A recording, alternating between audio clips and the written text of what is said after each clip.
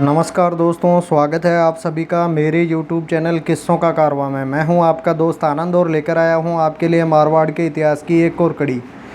जी हाँ दोस्तों, औरंगजेब के पोते पोती अर्थात उसके बेटे शहजादे अकबर के पुत्र बुलंद अख्तर और पुत्री सफ़ीतुन्निसा, जो कि मारवाड़ में दुर्गादास राठौड़ के संरक्षण के अंदर थे और उनको सौंपने के लिए औरंगजेब क्षमा याचना कर रहा था और बार बार विनती कर रहा था। और उसने दूसरे अफसर भी बदले थे जिनकी बात दुर्गादास अक्सर माना करते थे। उसी का वर्णन अपन आज पढ़ेंगे। शहजादे अकबर के पुत्र और पुत्री को राठौड़ों से प्राप्त करने का कार्य दूसरी बार शुजात खां को सौंपा गया।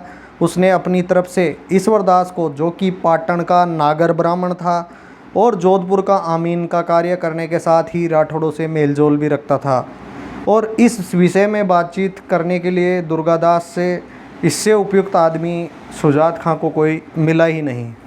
अकबर द्वारा उसके कम उम्र पुत्र बुलंद अख्तर और पुत्री सफ़ीतुन्निसा के मारवाड़ में छोड़े जाने पर दुर्गादास ने उन्हें गिरधर जोशी के संरक्षण में एक सुरक्षित स्थान पर रखवा दिया। अब दुर्गादास की महानता का आप पर्याय कह लीजिए या पराकाष्ठा कह लीजिए, उसने दुश्मन औरंगजेब के पोते पोतियों को भी अपने किसी विश्वस्त आदमी के संरक्षण के अंदर रखा हुआ था। उनकी शारीरिक और मानसिक देखरेख के साथ ही सफ़ीतुन्निसा को इस्लाम धर्म की शिक्षा भी रोजाना दी जाती थी।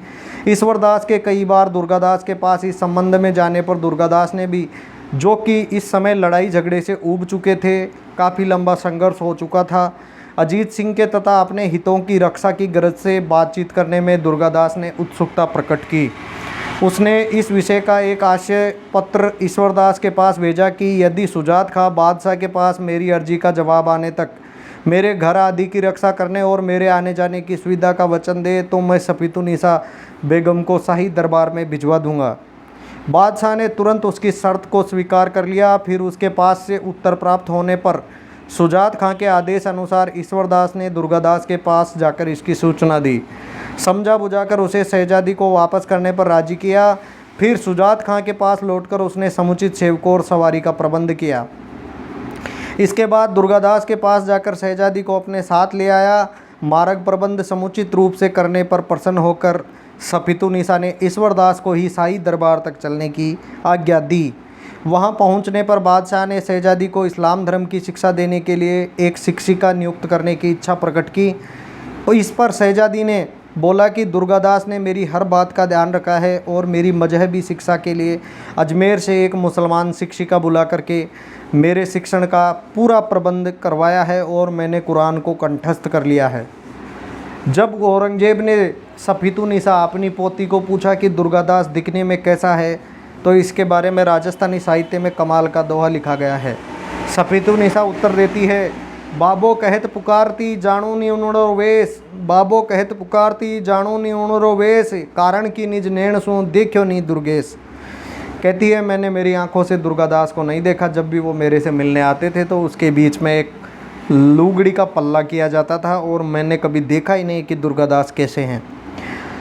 इसके बाद में औरंगजेब को पता चला कि दुर्गादास ने उसके पोते पोतियों को खुद के बच्चों की तरह प्यार दिया है, तो वो बड़ा प्रसन्न हुआ और उसने दुर्गादास के सारे अपराध क्षमा कर दिए। उसने अपनी पौत्री से पूछा कि दुर्गादास इस सेवा के बदले में कौन सा पुरस्कार पाने की इच्छा रखता है। शहजादी ने उसको अपने शहजादी के कहने पर विषय ईश्वरदास ही ये अच्छी तरीके से बता सकता है। औरंगजेब ने ईश्वरदास को बुलाया और दुर्गादास का मनसब निर्धारित किया गया। उसके लिए महीने की तनख्वाह भी निर्धारित की गई। ईश्वरदास 200 सवारों का अफसर बनाया जाकर दुर्गादास और बुलंद अख्तर को लाने के लिए मारवाड़ भेजा गया। इस कार्य की पूर्ति में लगभग 2 वर्ष लग गए।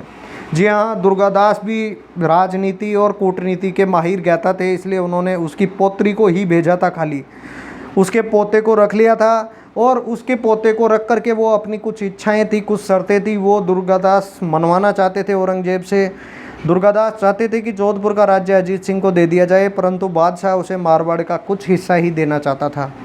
दुर्गादास ने केवल अपने लिए बड़ा से बड़ा मनसब लेने से इनकार कर दिया।